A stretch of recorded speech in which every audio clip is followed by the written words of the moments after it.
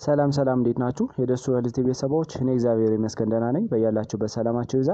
ዛሬም እንደተለመደው በአንድ ጠቃሚ ርዕስ መጥቻለሁ። በዚህ ቪዲዮ አብረን እንድንማማር የፈለኩት የኮሶትልን በተፈጥሯዊ መንገድ በምግቦች እንዴት ነው ማስተካከል የምንችለው የሚለውን አብረን በዚህ ቪዲዮ እንማማራለን ማለት ነው። ከዛ በፊት እንደተለመደው ለቻናሌ አዲስ ሆናችሁ ሰብስክራይብ ያደርጋችሁ ቪዲዮውን እስከመጨረሻ እንድታዩ ስል ጠይቃለሁ። ወደ ቪዲዮ እንሂድ።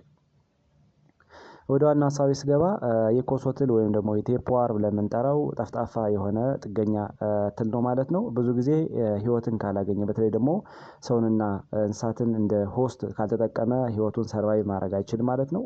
በዛ ሂደት ሰዎች የሚመገቡትን እንስሳት ውስጥ በመኖር እንስሳት የሚመገቡትን እየተመገበ ህይወቱን ያስቀጥላል ማለት ነው። በአንጀት ውስጥ እንግዲህ በመኖር በተለይ ደግሞ ሰዎች የሚመገቡትን ኒውትሪየንት አብዞርብ እንዳይሆን በማድረግ በመመገብ ህይወቱን ያስቀጥላል ማለት ነው። በተለይ ደግሞ ሄድ ፓርት ወይም ደግሞ ይሄ ራሱ አካባቢ አታች በማድረግ ተስሞል ኢንተስታይን ወይም ደግሞ ከቀጭኑ አንጀት ጋር አታች በማድረግ ምግብ እንዳይመጠጥና የምግብ ንጥረ ነገሮችን አብዞርብ እንዳይሆኑ በማድረግ በመመገብ ህይወቱን ያስቀጥላል ማለት ነው። አንጀት ውስጥ ሆኖ እድገቱን እያስቀጠለ በተለይ ደግሞ በሳይዝም እንዲሁም ደግሞ ማቹር እየሆነ በመሄድ አጠቃላይ እንቁላል ይጥላል፣ ህይወቱን በዛ ያስቀጥላል ማለት ነው።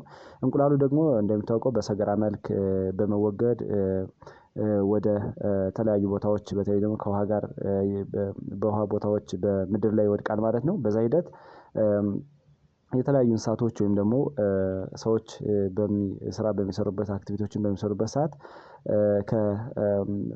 ወደ ሰዎች ይገባል ማለት ነው። በተለይ እንስሳቶች ላይ እንስሳቶች ሳር ሲበሉ በተለይ አሳዎች ውሃ ላይ እንደ ምግብነት ያውሉታል ማለት ነው። በዛ ሂደት በተለይ ደግሞ ሰዎች ጥሬ ስጋ ሲመገቡ የእንስሳትን ስጋ አጠቃላይ የከብት ስጋ የበግ ስጋ እና የፍየል ስጋ ሲመገቡ እንዲሁም ደግሞ አሳዎችን በጥሬያቸው ምንም ያልበሰሉ አሳዎችን በጥሬያቸው ሲመገቡ ያን ላርቬው ደግሞ ኢግ ከእንስሳቶች ወደ ሰዎች ይተላለፋል ማለት ነው።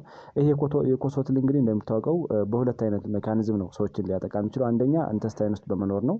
ሁለተኛ ደግሞ ላርቬ ብለን የምንጠራው ወይም ደግሞ ይሄ ከኢንተስታይን በማለፍ ወደ ተለያዩ ኦርጋኖች በደም ስር አማካኝነት ይሄዳል ማለት ነው። በዛ ሂደት ሰዎችን ይጎዳል ማለት ነው። ይሄ ኢንተስታይናል ቴፖዋርም ለምንጠራው ብዙ ጊዜ አዳልት ቴፖዋርም ነው ወይም ደግሞ ማቹር የሆነ ቴፖዋርም ነው።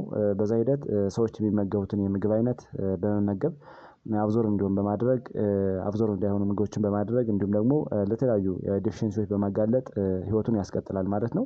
አብዛኛውን ጊዜ ምልክት አያሳይም ወይም ደግሞ በተለይ እነዚህ ላርቬዎች ምልክት አያሳዩም ተብሎ ይታሰባል ማለት ነው።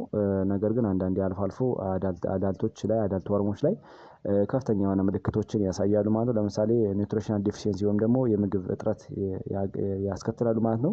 በተለይ ደግሞ ይሄ አይረን ዲፊሽንሲ አኒሚያ ብለን የምንጠራው እንደገና ደግሞ ለተለያዩ ማይክሮ ኒውትሪየንቶች እጥረት ሊዳርግ ይችላል። ሁለተኛ ደግሞ አንኤክስፕሌንድ የሆነ ወይም ደግሞ ምንም ባልታወቀ ሚንስ ህይወት ዌይትን አጠቃላይ ክብደት እንዲቀንስ ይደረጋል ማለት ነው።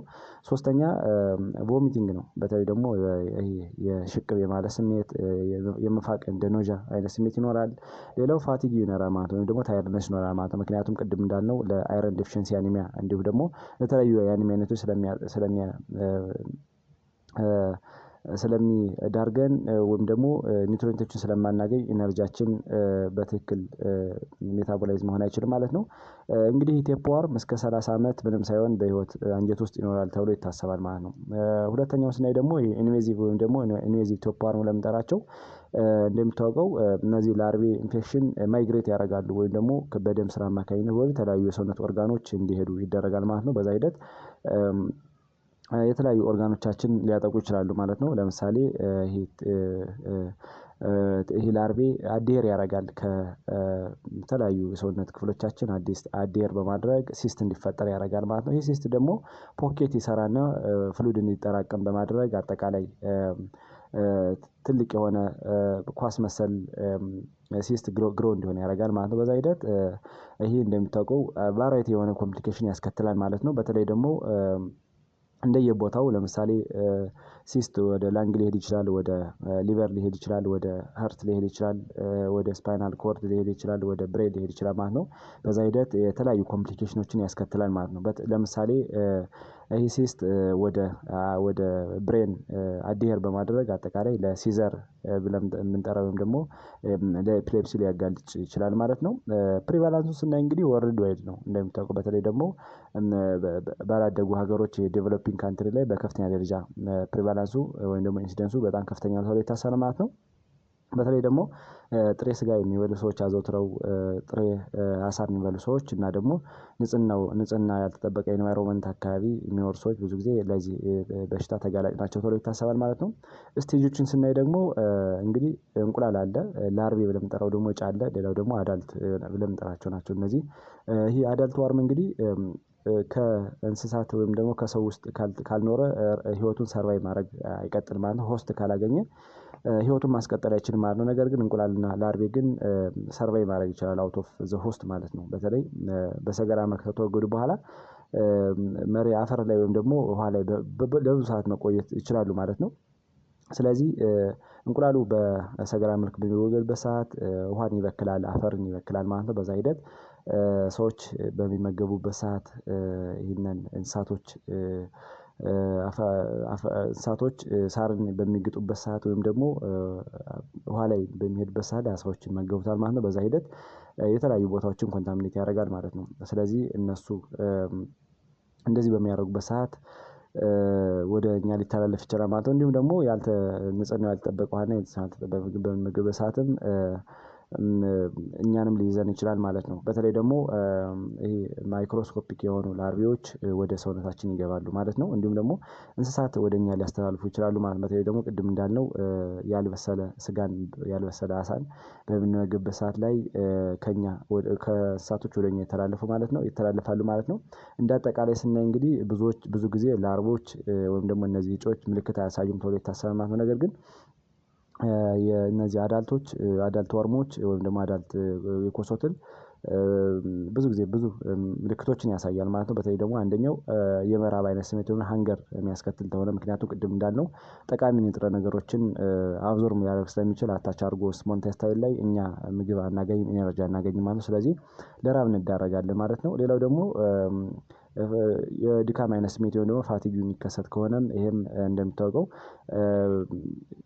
ለተለያዩ ዲፊሽንሲዎች በተለይ ደግሞ እንደ አኒሚያ እና የተለያዩ ነገሮችን ሊያስከትልብን ይችላል ማለት ነው። ከዚህ በተጨማሪ ደግሞ ሳይዙ እየጨመረ ሲሄድ ኢንተስታይን ላይ ሎጅ ሊያደርግ ስለሚችል የተለያዩ አብዶሚናል ፔን ሊኖር ይችላል ማለት ነው። አብዶሚናል ክራምፕም ይኖራል፣ ዲያሪያም ሊሆን ይችላል ማለት ነው። ከዚህ በተጨማሪ ደግሞ እንደሚታወቀው ኖዣ ቮሚቲንግ ይከሰታል ማለት ነው በዚህ ሂደት። ከዚህ በተጨማሪ ደግሞ ላርቬዎች እንግዲህ እንደሚታወቀው ምንም አይነት ሳይንና ሲምፕተም ላያሳዩ ይችላሉ። ነገር ግን የተለያዩ ስኪን ላይ ሊከሰቱ የሚችሉ እንደ ሂቭ፣ ረሽ፣ ለምፕ ሊከሰት ይችላል ማለት ነው። ሌላው ፖሲብል የሆነ ኮምፕሊኬሽኖችን ስናይ አጠቃላይ ምን አይነት ኮምፕሊኬሽን ያስከትላሉ የሚለውን ስናይ እነዚህ የኮሶቱል ምን አይነት ኮምፕሊኬሽኖችን ያስከትላል ወይም ደግሞ ምን አይነት ችግሮችን ያስከትላል የሚለውን ስናይ ቅድም እንዳልነው ኢንተስታይን ላይ እና ኢንቬዚቭ ቴፖራ ብለን የምንጠራቸው ላርቬዎች የተለያዩ ቦታ በመሄድ የተለያዩ ኮምፕሊኬሽኖችን ያስከትላሉ ማለት ነው። ለምሳሌ ብዙ ጊዜ ወደ ዳይጀስቲቭ ሲስተም ላይ ብሎኬጅ ሊፈጥሩ ይችላሉ ማለት ነው። በተለይ ሳይዙ እየጨመረ ሲሄድ ሎጅ ሊያደርግ ይችላል ማለት ነው። በዛ ሂደት እንግዲህ ኦብስትራክሽን ሊያስከትል ይችላል። ባይል ዴክት ላይ ኮመን ባይል ዴክት ላይ ብሎክ ሊያደርግ ይችላል። ፓንክሪያቲክ ዴክት ላይ ብሎክ ሊያደርግ ይችላል። አፔንዲሳይተስ ዴቨሎፕ ሊያደርግ ይችላል አፔንዲክስ ላይ በመሄድ ማለት ነው። እንደዚህ አይነት ሲምፕቶሞች ሊኖሩ ይችላል። ሁለተኛ ደግሞ ቫይታሚን ዴፊሽንሲ ሊያስከትል ይችላል። በተለይ ደግሞ የቫይታሚን ቢ12 ወይም የኮባላሚን ዴፊሽንሲ ሊያስከትል ይችላል። ይሄ ምክንያቱም ንጥረ ነገሮችን መመገብ ስለሚችል ማለት ነው። ወይም ደግሞ ንጥረ ነገሮችን በመመገብ እኛ ለዚህ እጥረት እንዲጠቃ ያደርጋል ማለት ነው። ሌላው አለርጂ ሊያስከትል ይችላል። ቅድም እንዳልነው አለርጂክ ሪአክሽን ሊያስከትል ይችላል ማለት ነው ለአርቢው ማለት ነው። በዛ ሂደት ስኪናችን ለምፕ ሊፈጥር ይችላል፣ ሊያሳከን ኢንቺንግ ሊያስከትል ይችላል ማለት ነው። ሌላው ሄቪስም ሊያስከትል ብሪዚንግ ፕሮብለም ሊያስከትል ይችላል ማለት ነው። እንዲሁም ሌሎችን የአለርጂ አይነት ነገሮችን ሊያስከትል ይችላል ማለት ነው። አራተኛ ካፍ ወይም ደግሞ ይሄ ሳል ሊያመጣ ይችላል ማለት ነው። በተለይ ደግሞ ሳልና የቼስት ፔን ሲስቱ ወደ ላንግ በደም ስራ አማካኝነት ማይግሬት በማድረግ የላንግ ሴሎችን በመጉዳት ለተለያዩ ችግሮች ሊያስከትልብን ይችላል ማለት ነው። አምስተኛ ኦርጋን ፋንክሽን ዲስራፕት ሊያመጣ ይችላል ወይም ደግሞ የኦርጋኖችን ዲስኦርደር ሊያስከትል ይችላል ማለት ነው። በተለይ ደግሞ ይህ ላርቬ የተለያዩ ኦርጋኖችን ኢንቬድ በማድረግ ለተለያዩ ኮምፕሊኬሽኖች ልንጋለጥ እንችላለን ማለት ነው። ወይም ደግሞ ስራቸውን በአግባቡ እንዲሰሩ ሊያደርግ ይችላል። ለምሳሌ ሊቨር ላይ ሊቨር በቀላሉ የተለያዩ መርዛማ ንጥረ ነገሮችን ዲቶክሲፋይ እንዳታደርግ ሊያደርግ ይችላል። ሀርት ላይ የተለያዩ ችግሮች ሊያስከትል ይችላል። አይን ላይ የእይታ ችግር ሊያስከትል ይችላል። ላንግ ላይ ደግሞ ቅድም እንዳልነው የተለያዩ ችግሮች ሊያስከትል ይችላል ማለት ነው።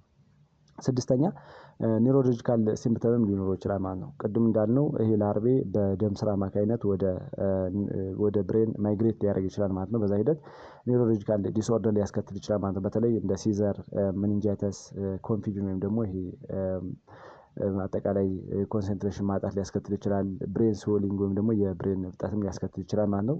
በዛ ሂደት ለተለያዩ ለኒውሮሎጂካል ዲስኦርደር ሊያስከትል ይችላል። ሰባተኛው ደግሞ ብለድ ቬዝሎችን ኦብስትራክት ሊያደርግ ይችላል ማለት ነው። በተለይ ደግሞ ብለድ ቬዝሎችን ኦብስትራክት በማድረግ ኮንታሚኔት በማድረግ ለተለያዩ የደም ስሮች ችግር ሊዳርገን ይችላል ማለት ነው። በዛ ሂደት ኢሚኒቲ ኢንፍላማቶሪ ሚዲየተሮች ወደዛ አካባቢ ስለሚመጡ ያንን የሞተውን ላርቬ በመጠጋት አግሪጌት ሊያደርጉ ይችላሉ። በዛ ሂደት ለኢንፌክሽን፣ ለሴፕቲክ የተለያዩ የሾክ አይነቶች እና ለኦርጋን ዳሜጅ ልንጋለጥ እንችላለን ማለት ነው። ዲያግኖሱን ስናይ ደግሞ እንግዲህ ይህን የኮሶትል ብዙ ጊዜ በሰገራ ሊገኝ ይችላል፣ በብለድ ቴስት ሊገኝ ይችላል ማለት ነው። ምክንያቱም ይሄ ቴፕዋርም ብዙ ጊዜ ሰውነታችን አንቲቦዲ ዴቨሎፕ ሊያደርግ ይችላል ማለት ነው። ሌላው እነዚህ ላርቬዎች በተለይ ደግሞ ማይግሬት ሲያደርጉ ወደ ተለያዩ የሰውነት ክፍሎቻችን በኤምአርአይ እና በሲቲ ስካን ሊለይ ይችላል ማለት ነው። ማኔጅመንቱን ስናይ እንግዲህ መጀመሪያ እንግዲህ በመድኃኒቶች ነው ልናክም የምንችለው ማለት ነው። በተለይ ደግሞ እነዚህ አንቲ ሄልሚንቲክ ድረግ ብለን የምንጠራቸው እንደ አልቤንዳዞል፣ ቤንዳዞል፣ ፕሪዝኩዌንታል ብለን የምንጠራቸው ኒታዞሳናይድ ብለን የምንጠራቸው የመድኃኒት አይነቶችን መጠቀም እንችላለን ማለት ነው። በተለይ ደግሞ ይሄ በቀላሉ ራይድ እንዲያደርጉ ወይም ደግሞ ጌት ራይድ ከሴሎቻችን እንዲወግዱ በማድረግ ትልቅ ሚና አለው ማለት ነው። ከዚህ በተጨማሪ ደግሞ እነዚህ አንቲ ሄልሚንቲክ ድረጎች እንግዲህ ሜካኒዝማቸውን ስናይ ይህን ትል ወይ ደግሞ ይህን የኮሶ ትል ፓራላይዝ በማድረግ ሊሆን ይችላል የሚገሉት፣ ወይም ደግሞ ዲስሎጅ እንዲያደርግ በተለይ ደግሞ ቅድም እንዳልነው የራሱን ፓርት ስሞል ኢንተስታይን ላይ ወይም ደግሞ የአንጀታችን ክፍል አታች በማድረግ ነው ምግቦችን አብዞር የሚያደርገው ማለት ነው። በዛ ሂደት ኢንተስታይን ዲስሎጅ እንዲያደርግ ሊያደርጉ ይችላሉ። ሌላው ደግሞ በልክ በመፍጠር በተለይ ደግሞ በሰገራ መልክ እንዲወገዱም ሊያደርጉ ይችላሉ ማለት ነው እነዚህ። ስለዚህ የላርቬዎችን ትሪትመንት ስናይ ደግሞ ቅድም እንዳልነው ወደ ተለያዩ ቦታዎች ማይግሬት ካደረጉ በኋላ እንዴት ነው ማኔጅ የምናደርገው የሚለውን ስናይ አንደኛ ሰከንዳሪ ኮዙን ነው ወይም ደግሞ ሰከንዳሪ ሲምፕተሙን ነው ማኔጅ ማድረግ የምንችለው። ለምሳሌ ብሬን ላይ ሂዶ ሲዘር የሚያስከትል ከሆነ ሚኒንጃይተስ የሚያስከትል ከሆነ ሰከንዳሪ ትሪትመንት ወይም ደግሞ ሚኒንጃይተሱን ማከም ሲዘሩን ማከም ነው እንጂ ሌላ ሕክምና ላይኖረው ይችላል ማለት ነው። ሁለተኛ ደግሞ የኮርቲኮስቴሮይድ ብለን የምንጠራቸው የመድኃኒት አይነቶችን እነዚህ አንቲ ኢንፍላማቶሪ ኤጀንቶችን ልንሰጥ እንችላለን ወይም ደግሞ ኢንፍላሜሽን ሊያስከትሉ ስለሚችሉ እነዚህ ሲስቶች እነዚህ ኮርቲኮስቴሮይድ እንሰጣለን ማለት ነው። ሶስተኛ አንቲ ሄልሜንቲክ ድረጎችን ነው ከኮርቲኮስቴሮይድ ኦቨርላፕ አድርጎ በመስጠት በተለይ ደግሞ ይህን ላርቬ መግደል እንችላለን ማለት ነው።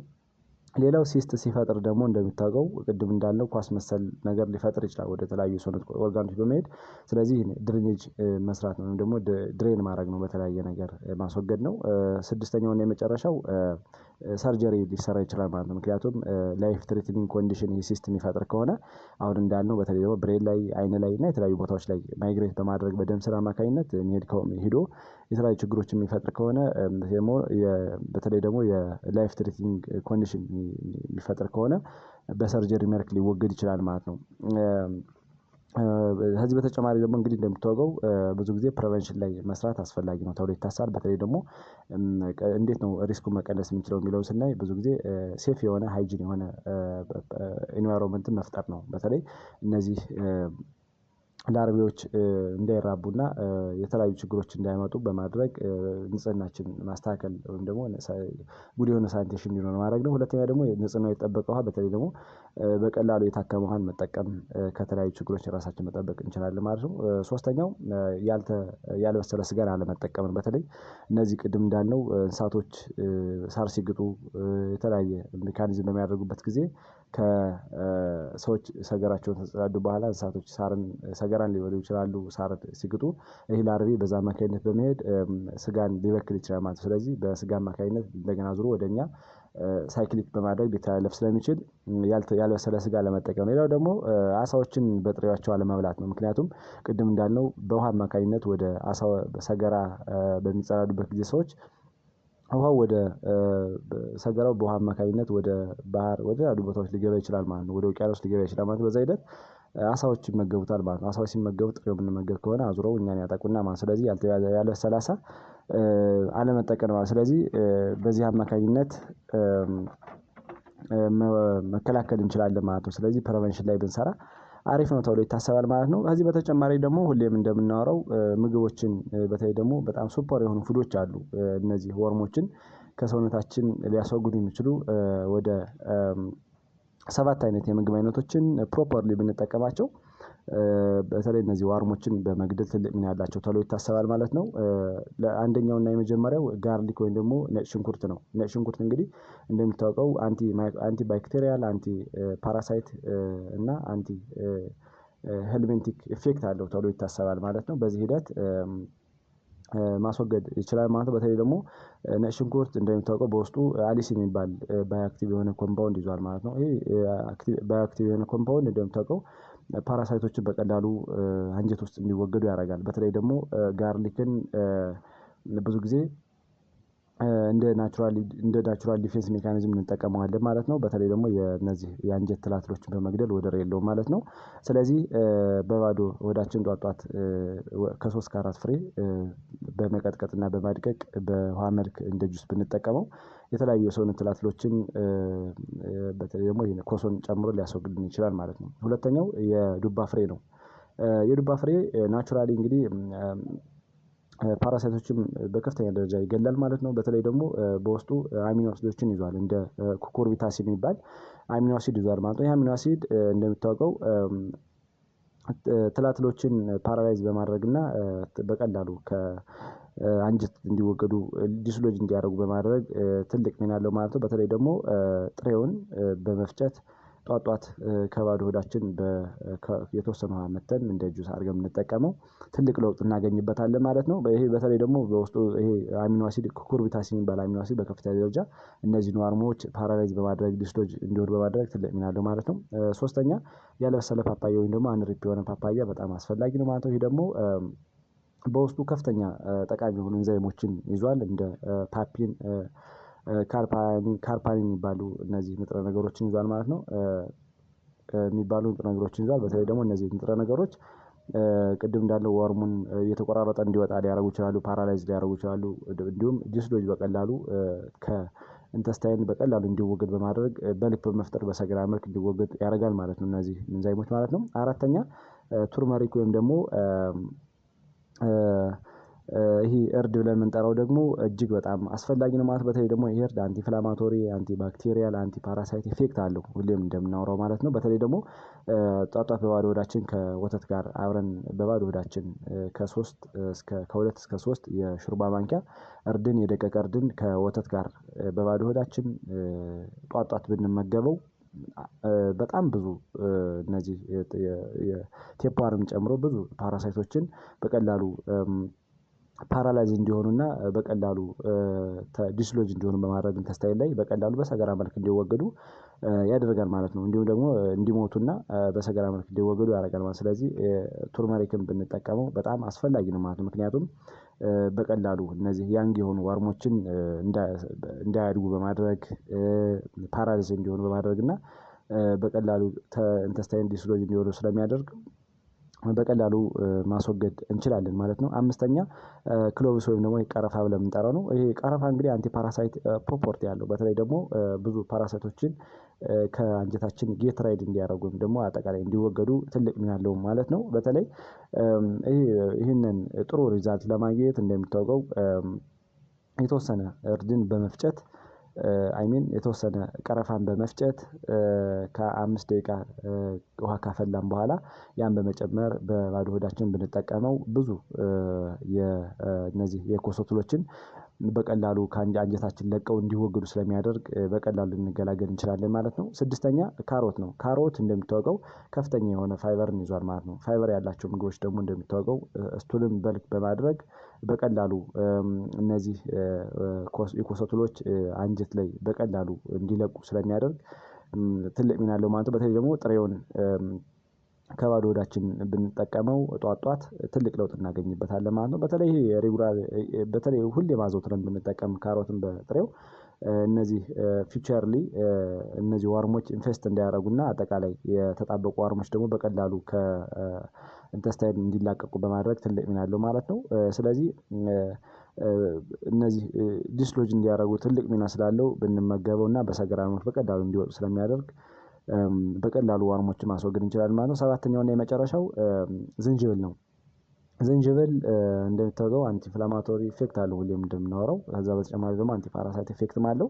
ስለዚህ ይሄ ደግሞ ቅድም እንዳልነው አዘውትረን ዝንጅብልን የምንጠቀም ከሆነ በተለይ ደግሞ በተለያየ መልክ በሻይ መልክ በምግብ መልክ እና ከተለያዩ ምግቦች ጋር እንደ ጁስ ብንጠቀመው አሁን እንዳልነው በቀላሉ አንጀት ላይ የተጣበቁ ወርሞች እነዚህ እንደ ኮሶትል አይነት ራሳቸውን ስለሚያስረሳቸውና ፓራላይዝ ስለሚያደርጋቸው በቀላሉ ከኢንተስታይን የተጣበቁት ዲስሎጅ እንዲሆኑ ስለሚያደርግ እንዲሁም ደግሞ ኪል ስለሚያደርጋቸው በሰገራ መልክ በልክ ሆነው እንዲወጡ በማድረግ ትልቅ ሚና አለው ማለት ነው። ስለዚህ እርድን አዘውትረን ብንጠቀም በቀላሉ የተለያዩ ኬሚካሎች ስላሉት በቀላሉ ከአንጀታችን እንዲወገዱ ያደርጋል ማለት ነው። በዚህ ሂደት እንግዲህ ከመድኃኒቶች በተጨማሪ ምግቦችን አዘውትረን እነዚህ ምግቦችን አዘውትረን ብንጠቀም የኮሶቱል ለአንዴና ለመጨረሻ ጊዜ ሰውነታችን ውስጥ ለቆ እንዲወጣና አንጀታችን ጤንነቱ የተጠበቀ እንዲሆን ያደርጋል ማለት ነው። እንግዲህ ለዛሬው ያለን ክላስ እዚህ ላይ ጨረስን። ቀጣይ ላይ የምንለቃቸው ቪዲዮዎች ለእናንተ እንዲደርሳችሁ